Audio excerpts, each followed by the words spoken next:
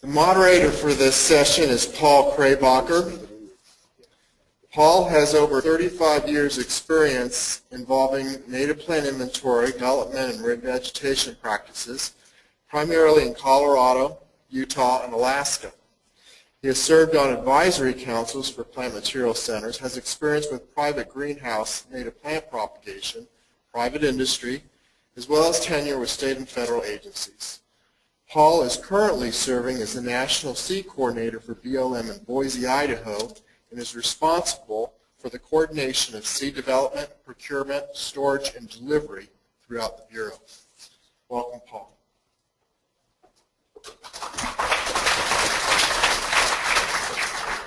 Thanks, Tom. Appreciate the invites just across town. That always helps on travel budgets. That's right here. You bet. Thanks. I'm redefining my role now. For those who have seen my earlier presentations, I've been in my position for about 1.5 years. I used to have a slide that said peacekeeper, and it was a cartoon. Well, now I'm the fence rider because we have home on the range, and we have, what was the other term? Don't fence me in, so I'm a fence rider. But I'd also be remiss if I didn't mention in my previous life, which is mainly mineland reclamation, and bringing up the Surface Mining Control Reclamation Act of 1977, which I don't think some of you might not be aware of that legislation. Yes, no, maybe. But at any rate, single-handedly probably that legislation was responsible for most of the cultivar development, I think. If there was one act that did that, besides, of course, the Dust Bowl and what came out of that for plant development.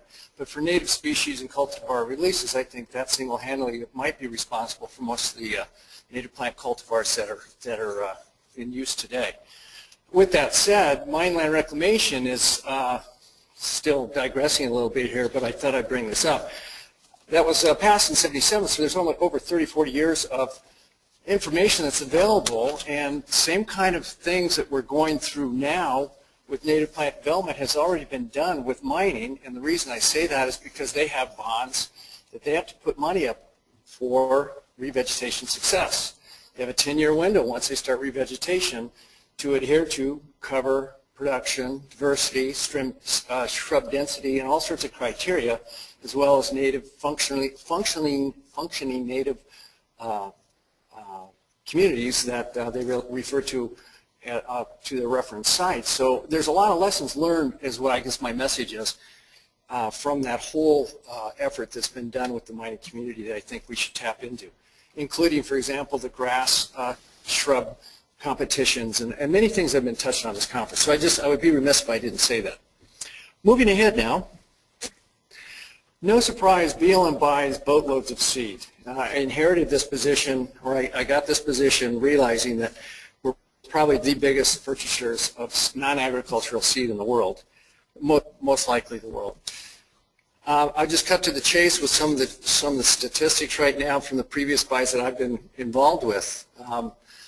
Many vendors, many who are in this room actually, field offices. I'll go through the processes and everything else and how these are orchestrated. But this one is the first one I participated in the fall of 2012. You can read the numbers on the screen. Here's the next one. This was the spring buy, a little smaller buy, but same ratio, dollars, a little bit more species in the springtime. We have a little bit more latitude to pick up on some native forbs, native grasses, those kind of things. Less field offices participating. This one was the big kahuna. This was the big seed buy after the fire season last fall. 25 vendors, but 143 species, including varieties, cultivars, and source identified locations. So might be a couple bottle brushes that are different numbers within that 143.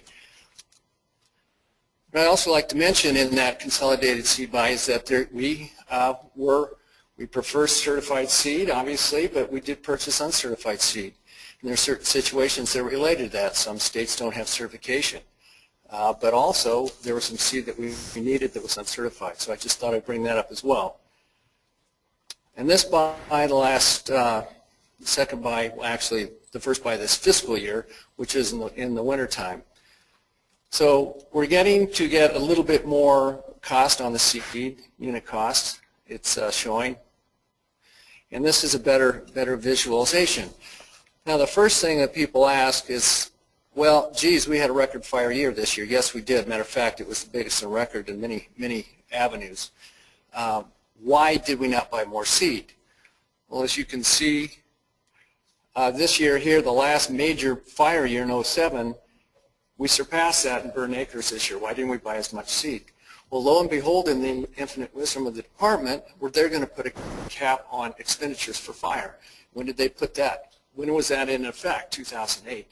We didn't even come close to going towards that cap. Now the cap is for all expenditures that are emergency stabilization rehab. And I forgot to add that of the seed purchases, that's probably 90% of the seed BLM buys, at least through this consolidated seed buy, is for emergency stabilization rehab, fire rehab. So the cap gets put in place. The cap there again is for everything, cultural clearances, putting the seed in the ground, obviously purchasing the seed, but there's a lot of work that goes in, or a lot of expenditures, including monitoring. So we went up against the cap. We requested an exemption from the cap because of the severity of the fire year. We weren't warranted that we were not granted that exemption. So here we are, and that's why this number right here is not that number there, which is way under the need that BLM had for seed. So with the vendors in the room, I definitely wanted to let you guys know that. So there are other procurement mechanisms that BLM has, or instruments. I procurement instrument, being a musician, what the heck. Oregon, Washington, most of you are in the room may be familiar with this. It's indefinite delivery, indefinite quantity. This bid is specifically for, this is the previous bid, there's a new one that's identical to this. This is a recap of the first one that BLM came out with. And by the way, the Forest Service has one as well, and I guess they just came out with their new IDIQ, and they're 3 to 5 years typically. So this previous one that just expired gives you some numbers, predominantly Oregon. And what this is really directed towards is collection and seed increase for particular genetic material that people need, mainly for restoration. A lot of smaller sites in particular, but there are also fire rehab increases that are going on that have gone through this procurement instrument that are shown on this graph as well. So this shows you pounds through the years. This is cumulative 9-year totals by field office. Like I said, all BLM, or pardon me, all Oregon, and actually there's a couple of Washington in there as well. Here it gives you the actual total species. Now, there again, pick on bottle brush. There might be a couple of bottle brushes in here that are listed separately. So, for example, Medford District seed lots, they had about 40 seed lots. Out of those 40 seed lots, they might have, well, it shows you the species, and that's why the difference in the species. So there's a lot of accessions or different genetic material, for example, and that's one of the larger discrepancies in those lines there. There's also a lot of collection increase in use, and we heard about that. Steve Parr was mentioning that with Park Service and the Plant Materials Center doing the increase. Likewise, that goes on with the BLM. On smaller sites, there's a lot of collection, simple increase, and throw it out on the ground. And I don't think anybody in this room would disagree. That's probably the best application for some of these smaller areas. Oregon, in particular, Wyoming, or California, Oregon, Wyoming. California, this is almost exclusive of what they've done, or what they're doing now, until you get a catastrophic fire year.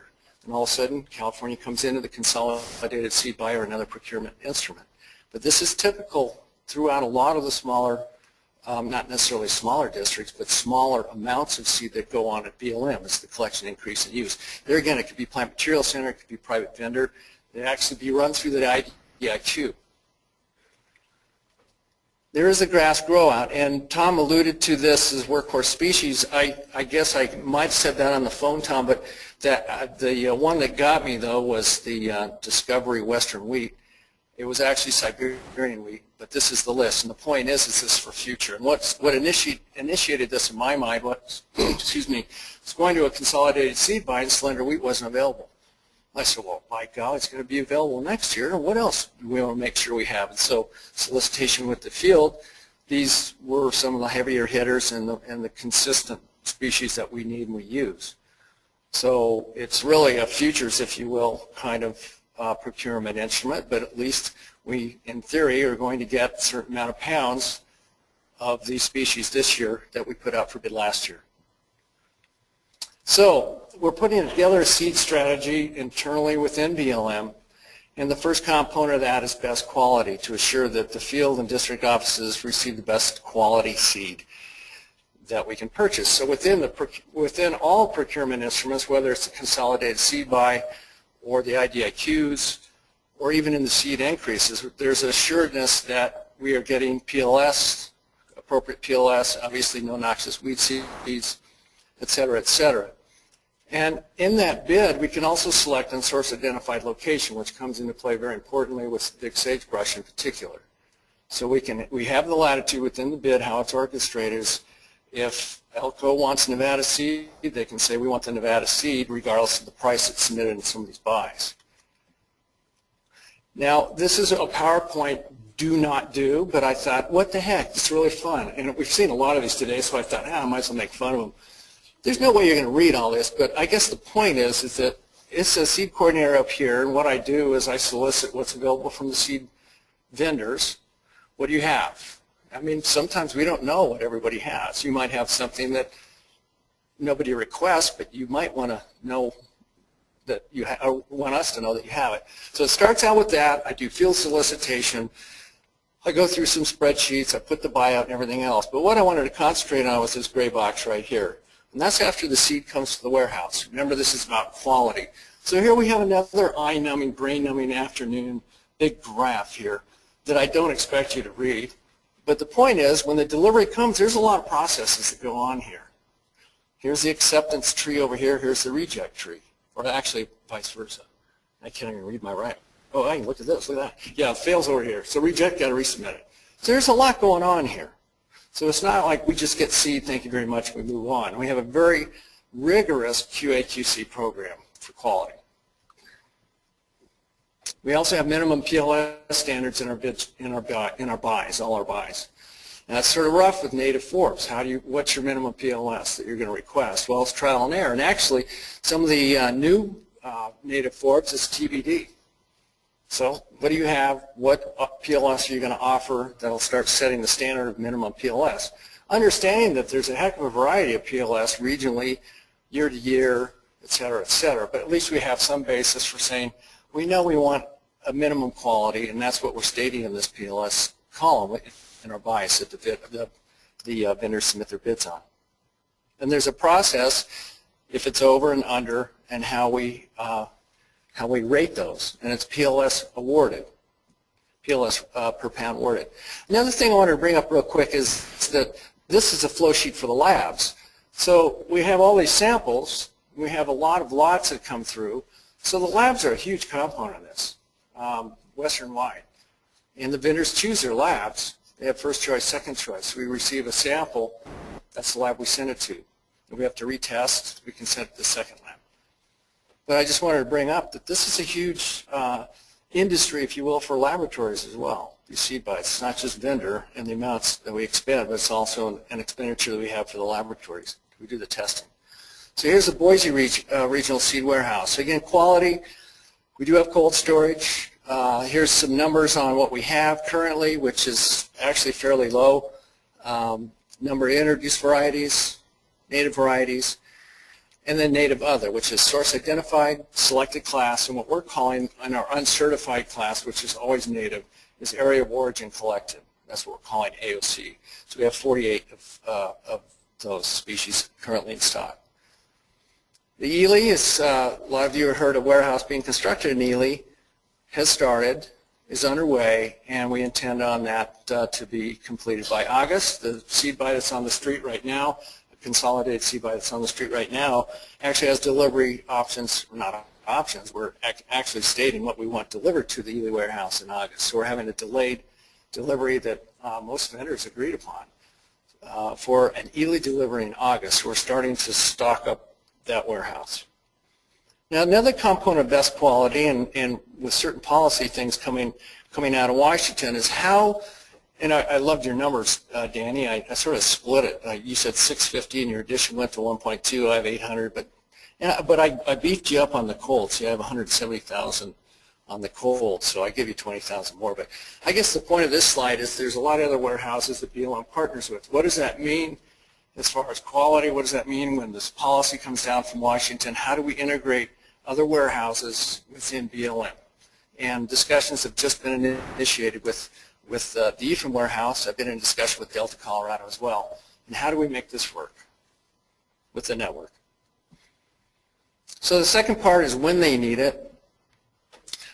Another lovely graph that you can't read, or graphic, I should say, but basically 13 weeks on a consolidated seed buy.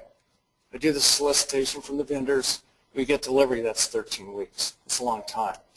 A lot of things can happen in there.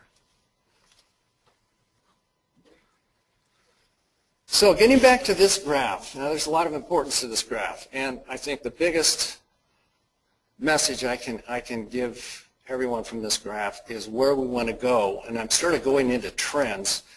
I sort of want to keep in the status, but since this graph is up here and I forgot the order of my PowerPoint, this 2.7 is our average, what we basically ordered from 1997 through last year, 2012. 2.7 million pounds. If we could buy 2.7 million pounds a year consistently, that would make the world a better place. The seed industry a better place, BLM a better place. The question is, how do we make that work?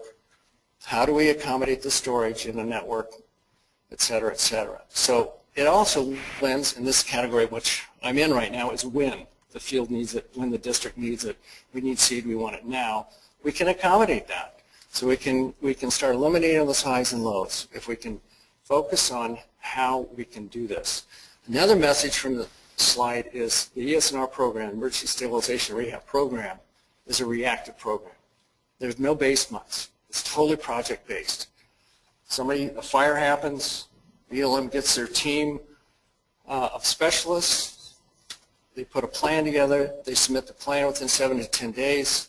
It goes through all sorts of acceptance and authorization and approvals, it goes to Washington, Washington approves it, that's where the funding starts. It's totally reactive. So another way, or another message I need to give, and I've talked to most of the people, vendors definitely in this room, about how BLM can get a proactive program internally. Again, I've only been with BLM a year and a half. I'm discounting the 70s because even though I remember them, I wasn't mature. So besides that little swim stint back in the 70s, I'm new to BLM, but it's absolutely essential that this happens. If this is to occur, is for a proactive program. So everybody says, oh, BLM is doing all this, that. It's a totally reactive program. It's based on fire activity.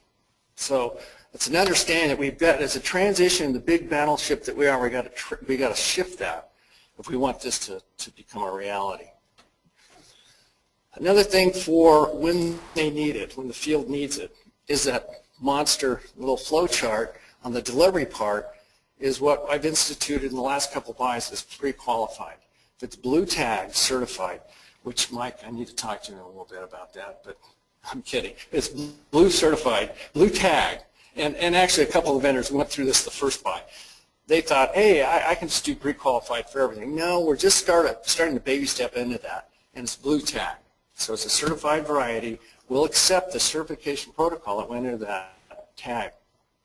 So that is eliminated the testing on the delivery. So we can immediately take that seed, assuming the paperwork's there, everything's there, the qualitative visual. It's not a bag of yellow star thistle. I'm kidding.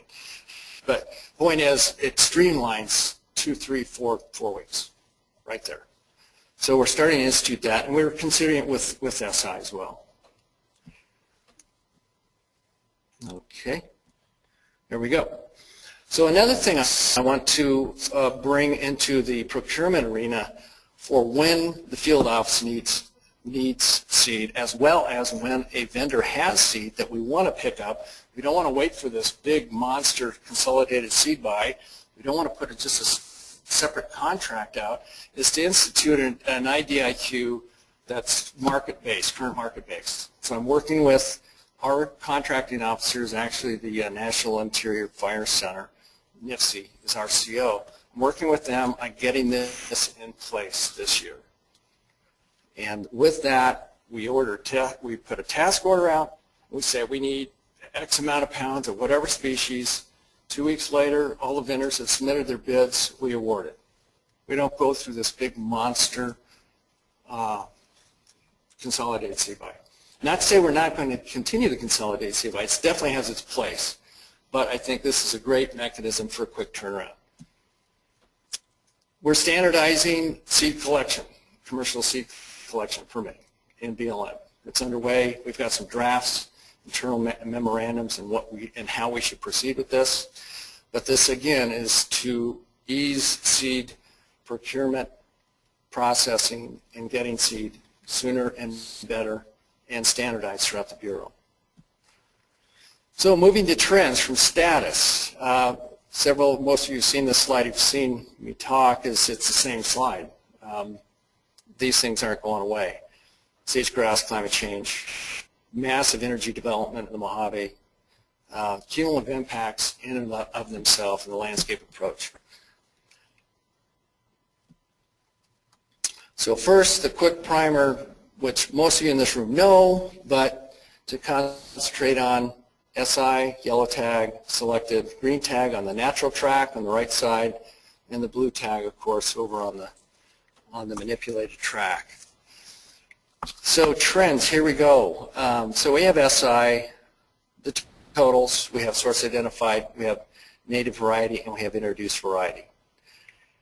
I have a hard time figuring this out with trends, personally, because it's really emulates the fire cycle in our procurement. There's no real trends going on, at least in pounds. So let's look at it in percentage. It's sort of the same, but I flipped these around now. So the years are down underneath, and SI's blue, SIS, AOC's blue, of course, native's red, and then introduced variety is green. So are we buying less introduced varieties on this? Well, depends where you're looking. I mean, so it's just all over the page. Until we standardize, I guess the message was this, until we standardize procurement, I don't really think I can make any trends just in these last 4 big buys. And if we did this through 97, I don't think we would. It's really what's available. And until we have standardized buying amounts and the vendors know what we want and will be prepared for what we want, this isn't going to change. This is still going to be all over the page. I picked just out of the blue, needle and thread. There's your costs. I like your prices, Danny. We had $54 here. You had 35 as high. You're getting a better deal. But I guess the point is too is it's all over the page. It's total availability. It's total message we're giving to the vendors and growers. You know, and consistently, I hope if we give a consistent message, I hope that they'll ramp up and it'll be available. And that's the idea right now from the reactive buying that we're doing. Landscape approach. People have heard about rapid eco-regional assessments. These are based on Omernick, who did his eco-regional work for EPA, I believe. This is really what BLM is hook and sinking their landscape approach on, are these assessments. Many are coming to completion now, and it's a wealth, a plethora of data, GIS data, based on conservation elements, change agents, and managers in the process got together. What are the issues on a landscape scale, forcing districts, field offices to communicate, forcing BLM to communicate to other agencies. I think sage-grouse was on the radar when this process got instilled. This was Caswell's, Secretary Caswell. This is under the Bush administration. Actually, is when this whole concept, healthy lands and BLM, really started coming down the pipeline. And what you hear a lot are landscape conservation cooperatives, which is the Forest or the Fish and Wildlife Service. So that's Secretary Salazar, who's of course left now, but that was his landscape approach too. I guess the message I want to give here, they're going to be new to BLM. Kaz mentioned the Forest Service transitioning from cut timber, cut timber, cut timber, and also multi-use. BLM's a multiple-use agency as well. And I see a transition, maybe, you know, eyes are starting to open. It's not just grazing, BLM grazing land where's the title plat, where are the realtors, and send the cows out. This is bringing conservation to the table, and that was my message in Alaska. Of course, people didn't believe it up there, but I truly think that this is making sure that we are being defensible on multiple use when it comes to things like conservation and other things that are on a landscape scale. So out of this are some of these projects we're very familiar with: Great Basin Native Plant Selection Increase, Colorado Plateau, and there will be more in the future. And so that's an output that's coming out of this landscape approach. The measurement that they're using, at least it was interesting in the early years of some of these rapid ecoregional assessments.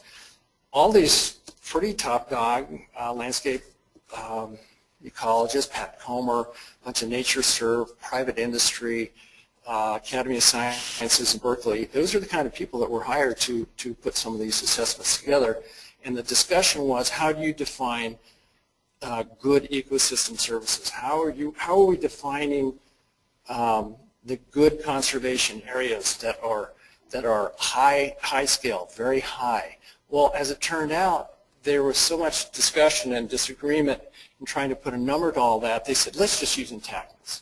So that's what we're using, is intactness for the qualitative measurement from these REAs, which has a lot of merit for corridors, et cetera. So I just thought I'd let you guys know that's the unit for high conservation that BLM's using. Another thing I want to mention is monitoring. And it was brought up, Val, I had a discussion with him afterwards. Monitoring probably, it just tossed in my head. I tried to get an answer from the ESR lead in Washington prior to this talk. I couldn't get a hold of him. But it's somewhere 70–80% of all ESR plans that are approved have a monitoring component. And it might even be higher than that. I'm just being conservative. So we did an internal survey, seed survey. If you monitor how long, how often, that was an internal BLM survey. 75% every year for fill in the blank years. Well, guess what ENR funding is for? 3 years. The answer, 3 years. That's it. Monitor for 3 years. Then they monitor maybe once if they're out there, do the 5-year because we're supposed to do a 5-year, et cetera, but really it's 3 years. Are you going to see native success? We just saw the bitterbrush example. Coming from mine reclamation, there were many situations where I actually went back to do a revegetation maintenance project on a site. 3 years later, I came back and I went, wait a minute, I know this is the area. It took 3 years. And bonds on mining, 10 years. There's a reason. It takes a little time for some of these species. Nevertheless, the landscape scale, there's a lot of monitoring going on. Office of Management and Budget said, you're spending a lot of money. Show us what you're doing for monitoring. And so out of this landscape approach is what's termed the assessment, inventory, and monitoring protocol that's going to be instilled within BLM. And what that is doing is taking core indicators that probably everybody is really familiar with, you know, the erosion components, the soil, vegetative components, and integrating that into a systematic monitoring program. So ESNR will be pulled into this. Everybody will be pulled into this within BLM. BLM's working with NRCS. It's sort of the FIA, and I forgot what's the component, NRCS component to the FIA inventory. And I was going to say NRA, that would have been really good. At any rate, systematically putting a repository for this monitoring data that, you know, new to BLM, I got to preface that a lot, but I just want an answer. I, internally, want an answer. Is this effective? Is this not? Is this species, that, and everything else? So this is a good thing, I personally think, for BLM to standardize. There's a lot of resistance. But okay, the last one is correct genetics and species requested, part of the seed strategy. We obviously know there are situations with species, you know, internally, if you will, and externally, community-wise, with species and criteria. This is the revised Great Basin Provisional Seed Transfer Zone map. Now, you know, remember, I'm on the fence, right? So I got both sides. So here, this map, obviously, it was discussed earlier yesterday by Randy and others, or RC. It's no surprise. Here's a common garden, 25-year study, sagebrush, and it was in Glens Ferry. Well, look what's growing 25 years later. It's a Glen Ferry session of sagebrush. I had a state director ask me, so you are obviously looking at seed transfer zone information when you're ordering big sagebrush, right? That's a state director asking me that. Well, yeah, he was a forester. So, but at any rate, the concepts are there, and they're proven in certain species, I think. And so with that, if I have the slide correctly, I don't think it would be too hard to get 2 species collected increase and growing for two seed transfer zones here as shown here. If we need that seed, if the field says we want pensimins, there's increasing requests for forbs, etc. I don't think it's too hard to have two populations here that are on parallel increase for a maximum. Now, obviously if you get into the 12 transfer zones, etc., I can see the grower's concern. That's a lot. But 2, hey, let's roll with it. Let's move with that. So what's next? So status trends, what's next? No surprise, less money. The ESNR program is under tremendous scrutiny right now, and it's not getting better. As we all know with budgets, we're not going to be seeing increased funding, so we really have to maximize our expenditures in a prudent way. One way I'm looking at is a seed collection, another procurement instrument for big sage, and this has been a request from the field actually. So what I'm proposing, I've talked to several collectors on this and they have no issue with this, is using level 4 ecoregion. The problem with SI is you have county and state. Well, my gosh, Humboldt County, Nevada, where'd you get it? So using a level 4 ecoregion, I think for at least big sage collection, I think we can move forward in providing the field and district better qualitative seed, genetically appropriate seed, ahead of the game instead of being reactive and putting the consolidated seed bid out, but at least giving the collectors an idea, this is what we're looking for. And I mentioned the IDIQ, and that's based on mark, and I just want to emphasize that. It's based on real time versus the Oregon one, which everybody puts in the bid ahead of time. They have to adhere to those prices for 4 years, 5 years. This is market. So I issue a task order. It's whatever it is at that time that task order is issued. So it's real time. This is not going to go away either with trends. You can't believe the requests I've gotten being seed coordinator. I want 100 pounds of longleaf phlox. All right. Really? Yeah. For those who are familiar with phlox longifolia, that's probably one couple people are dabbling in it. It's not going to happen. It's not going to happen overnight. It's not going to happen for a long time, at least for that species. But it's educating the field. Well, I understand your wants and to a certain point your needs, but there's a reality check, and that's basically wants aren't going to. It's not going to be the same. Other issues. Every one of these issues could be a paper in and of itself. We visited with the pollinator species. How big of a fire do you need to actually, talking to Jim Kane, what's that threshold where your pollinator species are going down the tubes, and you should put that in your mix? Early versus late cereal, there's been talk about native annuals. Mine reclamation, that's a given. I mean, that's why you don't go out there for 2 years. You just sort of turn your back and let it happen and then come back. Soil profile, we had some great talks on the relationships and how to manipulate some of that. Not to mention planting strategies or root strategies, the whole sphere down under the soil profile, within the soil profile, and sharing those root zones. Mounts of seed, simple things. I'm blown away. I mean, the standard is 30, 40 PLS seeds per square foot. There's been talk in the Mojave, and I couldn't believe this, but we're talking 100 to 150 PLS seeds per square foot. I'm going, it's an arid environment. Well, it's shown success. I mean, so these are things that I think really do need addressed, especially in a research environment. Application method, simple question. How effective is aerial seed in big sage? Depends. Remember that word earlier this morning? Yeah, it really does. But I think there's a lot of tweaking, especially with some of the new rangeland drills coming out that can handle natives a lot more effective than the drills built in the 50s for crested wheat. Areas for application, looking for particular zones. I know Boise District right now is planting sage and bitterbrush in particular areas, in particular densities, on particular aspects. I think that might be key instead of just flying seed all over creation. I know the seed industry doesn't want to hear that, but it's sort of like the seed going out of a plane. But this is way more effective. It might be more effective. Having islands for the native forests. Oh, we can't afford the native forests over 600,000 acres. No kidding. How about some islands? That's the areas for application, not to mention seasonality. There's been some talk, I couldn't believe it. October, there's been talk. You know, I've been always under the sun. It's before your best precept, unless you need stratification, so therefore fall. But at any rate, other issues.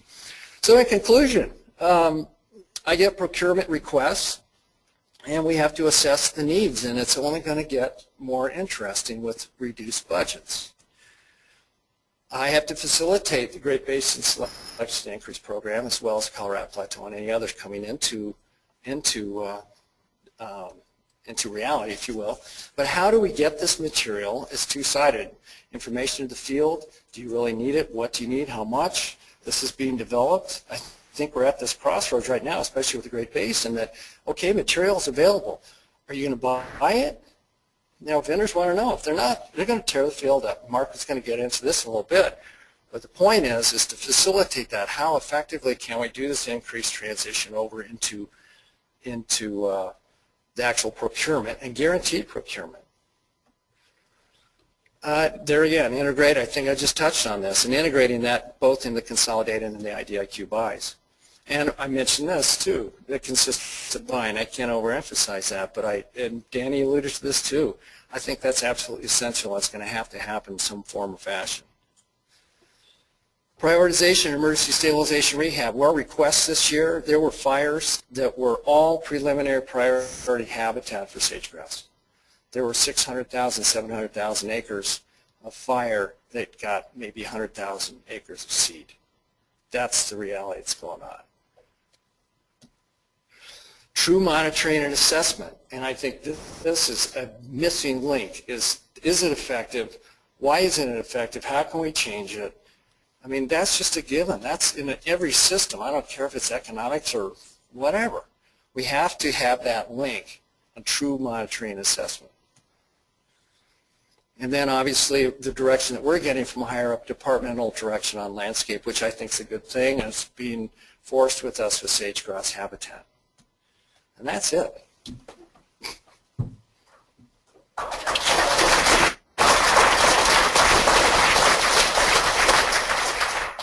Paul, you've given us a lot to think about. I got some questions now. As I understand it, that IDIQ doesn't count. So you don't have to repeat it. So am I understanding correctly that IDIQ contracts don't count against the cap for ES&R? Is that not true? They do count against the cap. Everything counts against the cap. Everything. Okay. But my real cultural clearances, seed, putting seed on the ground. Okay. My big question is, if funds are declining and there's a cap, you mentioned a lot of mechanisms to try and deal with that, but one you didn't mention is purchasing more seed that's less expensive, because if you buy more and more high-priced seed and you have fewer dollars, you're going to be able to seed fewer acres, and of course that was a concern in 2012. So are you taking price into consideration buying lower cost items because of these financial restrictions? We get, there again on the process, I get requests from the field. And BLM has hundreds of ESR specialists, botanists, biologists, etc. I trust what their assessment is. The ESR plans are done by a team. In most offices, they have multiple disciplinary input, including wildlife biologists. And if those are the requests that are coming to me, and they feel there's a benefit that they're going to get expending that higher price on seed, then that's what I That's what I do. But they may feel that it's better to buy more less expensive seats. Is that also a possibility? That is what's going on internally within their office discussion, I'm sure.